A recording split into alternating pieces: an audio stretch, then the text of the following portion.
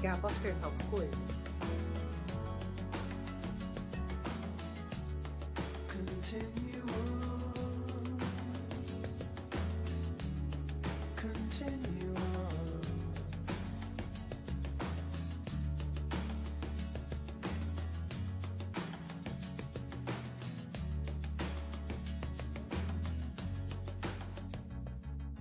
All you ever wanted was a good lover, someone that you can trust. All you ever wanted. Olá, boa tarde. Iniciamos agora mais uma live aqui na página do Diário da Região no Facebook. E hoje o tema é saúde mental e para isso a gente convidou a psicóloga Karina Ionan e o neurocirurgião Eduardo Silva. Falar de saúde mental é muito importante nesse momento em que as pessoas sentem solidão, saudade de pessoas queridas, medo de contrair a doença, preocupação por não poder trabalhar. Os sentimentos afloram em meio à pandemia e podem ser prejudiciais para a mente. A Organização Mundial de Saúde ontem fez um alerta, disse que o sofrimento psicológico pode aumentar durante essa crise que afeta todo o mundo. A gente sabe que não tem uma saída fácil para a pandemia, mas como escapar pelo menos desses problemas como ansiedade e depressão em um cenário como esse? Para discutir o assunto, então a gente trouxe esses dois convidados. Obrigado por ter aceitado o convite, Karina, doutor Eduardo, muito obrigado. E aí a gente começa... O assunto é muito relevante, muito obrigada pelo convite. Bacana, Karina. Obrigado também, Gabriel, ao Diário. É muito oportuno falarmos desse tema, porque pode mostrar, clarear para muitas pessoas como mudar o comportamento, como se portar, e vamos lá. Bacana. E assim, a primeira pergunta é sobre vocês mesmo. Como vocês estão lidando, né? Como vocês estão lidando com isso e como estão conseguindo manter a saúde mental em um período tão difícil, né, que a humanidade está vivendo? Quem quer começar? O doutor Eduardo, doutora Karina? Pode começar, Eduardo. Então, vamos lá.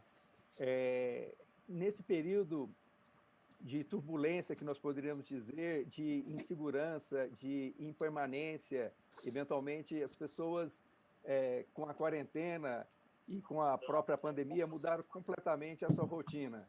Eu, particularmente, eu mudei muito pouco minha rotina, porque eu continuo acordando cedo, eu faço atividade física todos os dias, o meu trabalho reduziu a carga de horária, mas eu continuo trabalhando normalmente. E o importante, na minha opinião, é mesmo as pessoas que não estão tendo uma rotina normal, é manter um diário, manter uma agenda para poder não ficar com tempo ocioso. Normalmente, o tempo ocioso, e a todos nós, inclusive profissionais da saúde, se nós começarmos a pensar muito em negatividade, isso desencadeia um processo de nos levar a entrar num mundo de introspecção negativo. Então, por isso que, na minha opinião, é manter a rotina. Eu tenho mantido a minha rotina de trabalho, atividade física, alimentação e também meditação todos os dias. Isso, na minha opinião, é muito salutar para que nós venhamos para dentro. E você, Karina? Gabriel, eu fiz uma coisa que depois eu recomendo às pessoas que façam também. Eu estava muito atenta às notícias, então eu prestei muita atenção em quais eram as recomendações de segurança. Eu tive muito receio da pandemia no começo, quando as notícias eram do que a gente não sabia o que a gente podia esperar, né? Na verdade, a gente tinha uma notícia da Europa muito forte, muito aterrorizante. Então, eu me ative às recomendações médicas e me determinei a não deixar um terror entrar na minha cabeça. Então, não focar nas notícias muito ruins e olhar mesmo os dados técnicos. E aí eu faço até uma ressalva para o Diário da Região, que tomou bastante cuidado em não colocar as notícias de uma forma completamente negativa, como a gente tem visto em outros canais. Então, acho que isso é muito importante e recomendo que as pessoas façam isso, que não deixem entrar aquele excesso de notícia, muitas vezes desnecessária e muito negativa. Certo. Karina e doutor Eduardo, a saúde mental das pessoas está sendo altamente afetada por essa pandemia. Até o que a Karina citou, é, as notícias vêm o tempo todo, né? Uma carga negativa muito alta. O medo da doença, a tristeza por estar longe dos familiares, a angústia de não poder trabalhar, tudo que a gente falou aqui no começo. Isso pode ser amenizado nesse período? Tem algumas soluções práticas para que as pessoas podem fazer em casa para diminuir o estresse, a ansiedade, até o risco de depressão. O que vocês aconselham para passar por esse período, pelo menos minimizando os danos à saúde mental?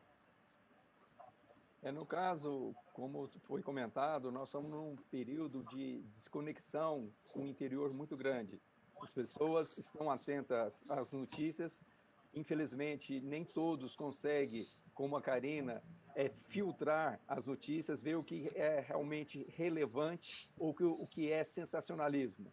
A partir do momento que as pessoas elas focam menos nas notícias sensacionalistas, vai para a base científica, o que realmente está tendo evidências científicas que comprove a gravidade, comprove como se mantém um período de um distanciamento físico para evitar uma contaminação. Então, isso é muito importante aderir e praticar essas orientações, esses ensinamentos de ordem totalmente científica e técnica. Eu, particularmente, eu tenho atendido vários pacientes que eu vejo na fisionomia deles, além da dor física, uma dor emocional.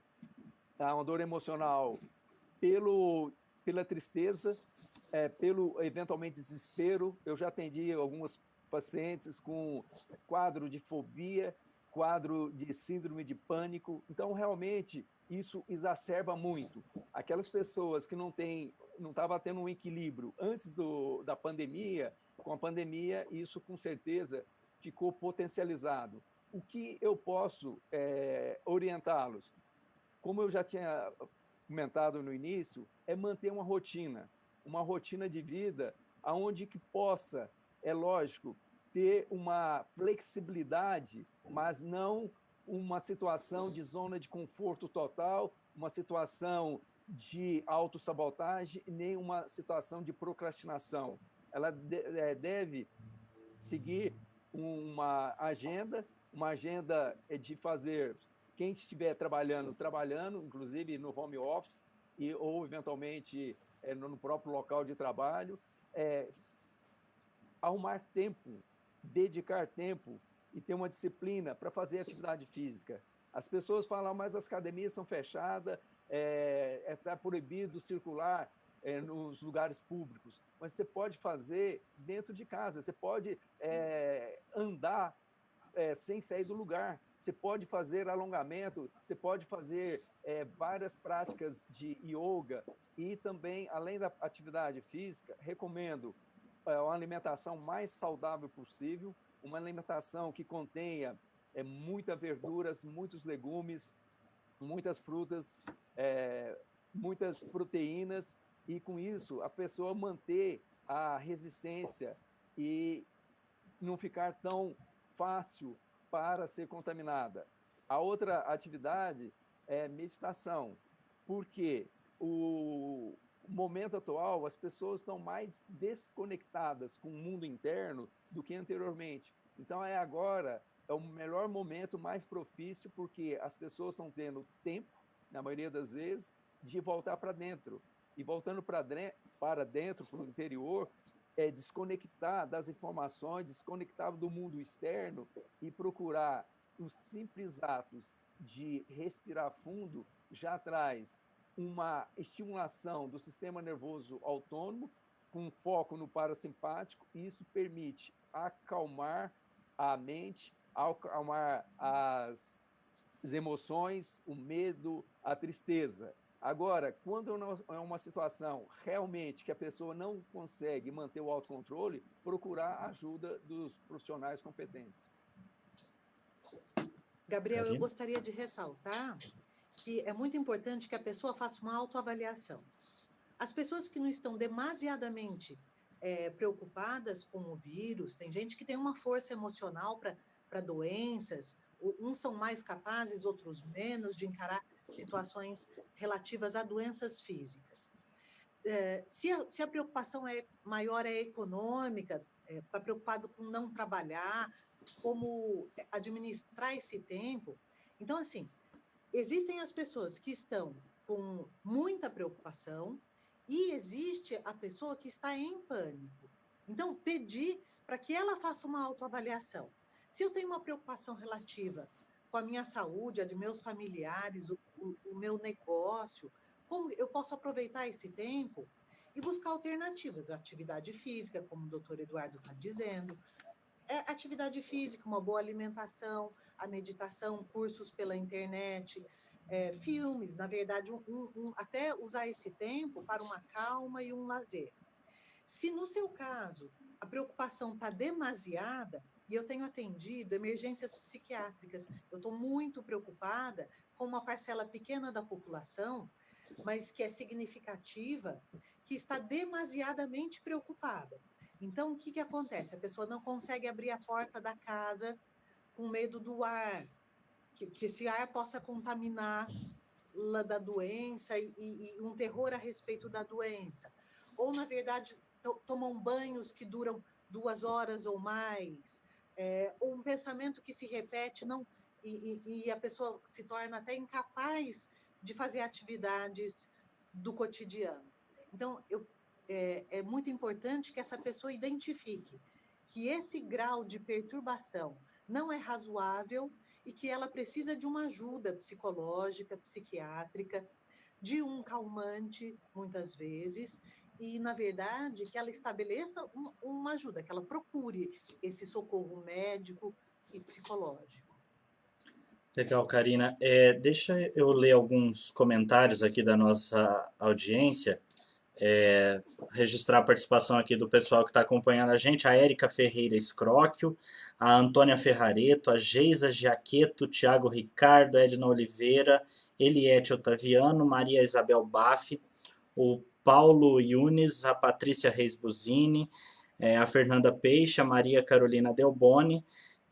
A Fernanda Peixe fez um comentário interessante, eu acho que pode agregar aqui a nossa discussão. Ela disse assim: as notícias e os números são alarmantes e preocupantes. Não podemos deixar o otimismo ser maior do que o realismo.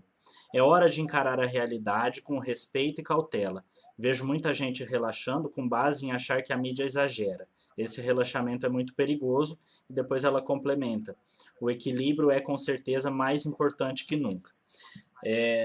Pelo que eu entendi, a Fernanda está dizendo que realmente a gente não pode ignorar a situação que está acontecendo e a gente precisa encontrar esse ponto de equilíbrio para não surtar, né? Para falar o vocabulário bem popular. A gente precisa encontrar um equilíbrio para não surtar. Como que E vocês... lembrando que a saúde emocional também mexe com a nossa imunidade. O doutor Eduardo, né, sabe dizer isso com uma maior capacidade do que eu. Mas esse equilíbrio, esse ponderar entre o otimismo e, na verdade, a catástrofe, né? Imaginar a catástrofe não vai nos ajudar. Ela também não ajuda, ela nos sobrecarrega. A gente tem um desafio para enfrentar. E a gente precisa buscar, na verdade, a nossa saúde física e mental para enfrentar esse desafio. E o senhor, Eu concordo doutor? plenamente, porque a partir do momento que negligencia uma situação, você está correndo risco, no caso a pandemia, de ser contaminada. E a partir do momento que também você fica muito ansioso, muito assustado, você acaba comprometendo o seu sistema imune. Já que a Karina deu essa dica, eu vou continuar. Quando as pessoas elas são muito estressadas, muito ansiosas, hoje nós sabemos que uma média as pessoas têm a cada hora 30 emoções e num dia, fazendo 16 horas aproximadamente, são 450 emoções. E se as pessoas, elas, quando não têm um autocontrole, uma condição de processar essas emoções, e o que fica? Fica num déficit para a pessoa negativo. Ficando num déficit negativo, esses pensamentos, os sentimentos e as emoções ancoradas no corpo, elas vão promover um excesso de neurotransmissores, um excesso de hormônios, os principais, cortisol, adrenalina, noradrenalina e outros mais. Isso aí vai danificar cada célula do corpo, inclusive o sistema imune. Danificando o sistema imune, as pessoas vão ficar mais suscetíveis a não só ao coronavírus, mas vários outros tipos de fungos, bactérias e vírus. Uma coisa importante, ontem eu passei visita no hospital de base, e o hospital de base está cheio, inclusive no subsolo, eu percebendo várias marcas. E conversando com os nossos residentes, eu comentei, o coronavírus tem poucos pacientes tinha poucos pacientes internados no hospital, mas as outras doenças, ontem eu passei no UTI, tem vários pacientes com AVC, com trauma de crânio, com tumor cerebral, com outras condições, e o hospital está totalmente lotado e com o corona relativamente pequeno. É aonde eu vou chegar. Se as pessoas não se cuidarem, vai ter, infelizmente, mais doenças, mais morbidades por uma condição emocional e uma condição já natural do que o próprio coronas. Karina, muito importante o senhor ter relatado isso, porque eu tenho pedido muito aos pacientes que controlem, e existem as pessoas que já têm uma tendência à depressão e que se acumulam esse momento com uma preocupação exagerada. Bacana a colocação dos dois. Karina, doutor Eduardo, o trabalho que vocês realizam nesse momento é importantíssimo, né? É fundamental, né? O doutor Eduardo é profissional da saúde, é médico, a doutora Karina, psicóloga, faz um trabalho importante de saúde mental. Vocês estão conseguindo ajudar as pessoas nesse momento? Como que está sendo, né, para vocês profissionalmente? Estão realizando atendimento online, no consultório? Como que está sendo isso? Eu, particularmente, a minha rotina está normal. Eu estou operando normal, desde que tenha o hospital deixa operar, porque eles estão com uma certa reserva de cirurgia. E outra coisa importante, eu tenho feito o trabalho assistencial no consultório, então presencial.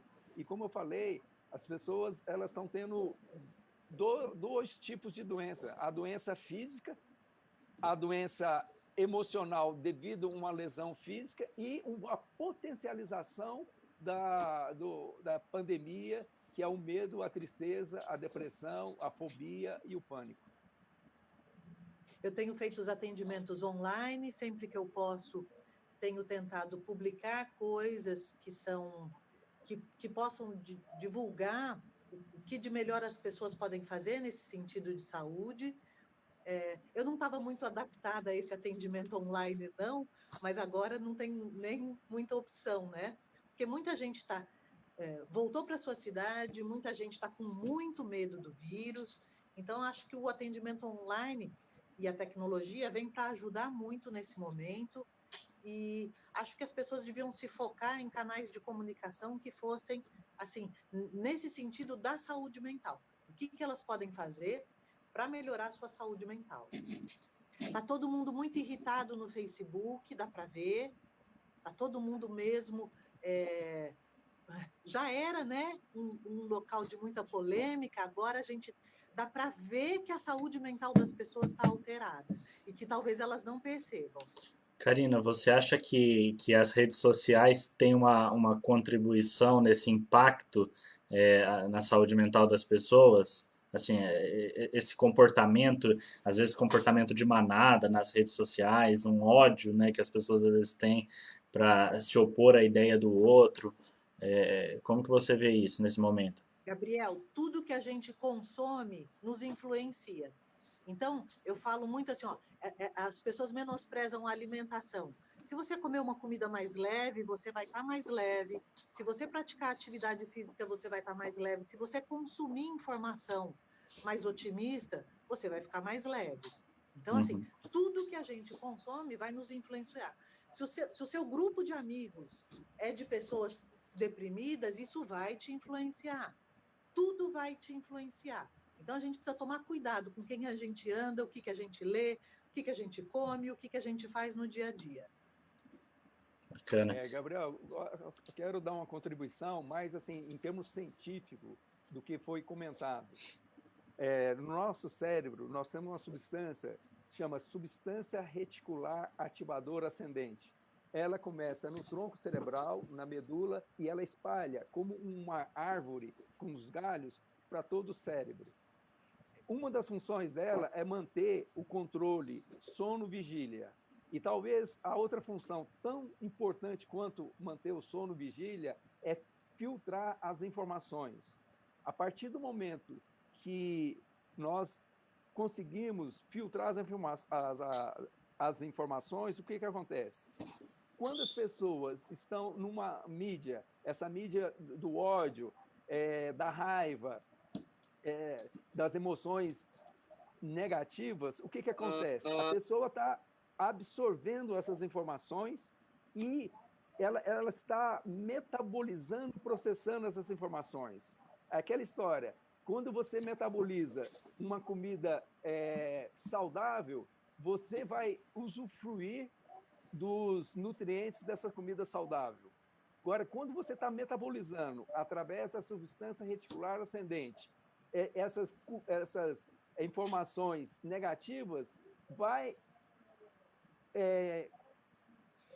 propiciar uma inundação no teu cérebro dessas informações negativas. Então, a partir desse momento, o que é o antídoto? O antídoto é, toda vez que você estiver em contato com informações que está te deixando com ansiedade, com tristeza, com raiva, com ódio, com vergonha, muda o polo. Então, começa por exemplo, tem uma coisa assim, é super simples e fundamental, começa a agradecer, começa a usar o Ho Oponopono. Eu sinto muito, por favor, me perdoe, obrigado, eu te amo. Quando você começa a mentalmente ou verbalmente fazer isso, o que é? A sua substância reticular ativadora ascendente, ela está filtrando coisas proativas. E o que vai ser inundado no seu cérebro? Amor, eu sinto, que é o perdão, eu agradeço, eu te amo, me perdoe. Então, isso aí é uma condição de nós podermos fazer um download, em vez de absorvermos essas informações negativas que vai afundar mais a pessoa, vamos mudar o polo e, com isso, nós conseguimos acalmar nossa mente, acalmar nosso cérebro e produzir, inclusive, hormônios que vai nos beneficiar. Eduardo, Karina, a gente está recebendo muitos comentários aqui na nossa live. O pessoal que está acompanhando, é interessante que o pessoal está compartilhando com a gente o que eles estão sentindo nesse momento. A Silmara escreveu assim: estou tentando me controlar, estou tentando não entrar em pânico, mas está difícil. Não assisto nada, mas mesmo assim as informações chegam. Estou até intoxicada de tanto cloro, até dinheiro eu lavo. Não sei até quando. A Ana Cláudia está dizendo aqui, eu já tive muito pavor, procuro não pensar muito nisso, mas fico preocupada. Então, assim, o pessoal está compartilhando aqui com a gente. A Érica, que é fonoaudióloga, disse aqui que por vezes atende remotamente crianças que estão muito agitadas e ansiosas, que antes não se comportavam assim. Parece um reflexo dos comportamentos familiares. Estão todos sofrendo dificuldade de memória e esgotamento mental. Diante de tudo isso, né, que a gente está vendo, a gente está passando por mudanças muito grandes como sociedade, como humanidade. Vocês acreditam que esse é um momento, uma hora da gente rever os nossos valores, a forma como vivemos, a forma, o que realmente importa na nossa existência? Seria muito bom se todo mundo conseguisse tirar um extrato bom desse momento, dessa paralisação, essa percepção de uma vida num ritmo menor, né, mais lento. Cuidasse mesmo da sua alimentação e da sua saúde física, cuidasse de outros aspectos da vida. É claro que nem todo mundo tem essa possibilidade e a corrida pela sobrevivência fala mais alto, ou o pavor está falando mais alto, mas seria muito importante que a gente reparasse no que não nos faz falta e coisas que chegou para todo mundo. Quem que nos faz falta, quem que está do nosso lado nesse momento difícil, quem está se preocupando comigo e quer o meu bem, quem eu sinto falta de ver, rever, conversar, o que as pessoas do meu mesmo setor estão fazendo para se auxiliar, para sair dessa crise, ou com menos problemas, ou até com alternativas e soluções. Na minha opinião, é um momento propício, Gabriel, para as pessoas aprenderem a, primeiro, ter resiliência. Então, resiliência nada mais é do que a capacidade de, diante de um infortúnio, diante de uma situação que não é peculiar, que não é normal, ela, opa, eu posso, eu consigo, eu tenho capacidade. Eu vou falar agora em termos cerebrais. Nós temos 100 bilhões de neurônios. Infelizmente, a grande maioria das pessoas usam o tico e o teco. Então, usa 2 neurônios, eu estou brincando, a analogia, mas usa muito pouco. O que a maioria dos seres humanos, eles são experts. Experts em sofrer, experts em ter doença física, mental, emocional, espiritual. Então, agora, nós devemos, assim, reportarmos para os grandes líderes da humanidade, os grandes seres religiosos ou não religiosos, todos eles, sem exceção, eles passaram por muitas adversidades. Jesus, Buda, Krishna e outros mais, Gandhi, Luther King, todos eles passaram muitas adversidades e todos eles conseguiram transcender. É o momento de nós analisarmos o que não está bem na nossa vida, analisarmos o que não me satisfaz mais e, por outro lado, o que nós podemos mudar, o que nós podemos transcender. No mandarim tem a palavra crie igual oportunidade. Crise igual oportunidade. Então, nós chegamos numa situação que nós estamos, como as pessoas estão compartilhando, realmente, eu tenho acompanhado vários pacientes que estão realmente em síndrome de pânico, mas já chegou na síndrome de pânico, já chegou no medo, chegou no fundo do poço. O que nós podemos fazer para mudar, para superar? Então, aí que volta para o simples. Quanto mais simples a vida de uma pessoa for, quanto os alimentos mais simples, quanto a roupa mais simples, o pensamento mais simples, mais ela vai entrar em equilíbrio. Então, é importante esse período para realmente nós analisarmos o que não está bem e o que eu posso melhorar. Porque não adianta também, só, não estou bem, não estou bem, não estou bem. Mas o que você está fazendo? Nada. Então, vamos reverter essa situação. A situação é desagradável? Eu concordo. Eu tenho visto várias pessoas, como eu tenho relatado, mas não adianta só ficar na defensiva, vamos para o ataque. E o ataque não é na briga, o ataque, eu nem vou falar ataque, para não, um despertar seria um termo mais adequado, um despertar de uma nova consciência. Essa, na minha opinião, é a solução. Perfeito, doutor Eduardo. A gente já está, por incrível que pareça, a gente já está há 29 minutos conversando, já estamos estourando o tempo aqui, então eu vou só trazer uma reflexão e aí já passo para vocês para a gente encerrar a nossa live. O filósofo Mário Sérgio Cortella deixa claro em alguns livros e mais recentemente em uma entrevista à emissora CNN sobre o que realmente faz sentido na vida. Ele fala sobre a felicidade nas pequenas coisas, na paz que a gente pode viver se escolhermos assim, e na busca pelos nossos desejos que levam a novos horizontes de crescimento. Diante disso, né, ele propõe a reflexão de que não seria esse um momento adequado para voltarmos para dentro e refletirmos sobre o que a gente quer para nós, né, quando tudo isso passar, o que vai ser, né? A gente sempre pensa no dia de amanhã, a gente está fazendo essas lives durante essa semana justamente para discutir o pós-pandemia, né? Então, eu queria, para a gente encerrar, ouvir vocês, né? O que vocês esperam de tudo isso, né? Quando tudo isso passar, o que vai mudar na humanidade, no nosso comportamento? Posso começar? Como eu Sim, tenho visto alguns comentários, assim, muitas pessoas dizem: quem não é bom não vai mudar nada. Concordo. Quem não é bom não vai mudar por conta desse mal-estar social, da pandemia. Mas quem tem a possibilidade, e aí eu acho que tem uma frasezinha que resume isso tudo. A gente sabia que o materialismo não era o nosso valor fundamental, e nesse momento a gente pôde sentir isso.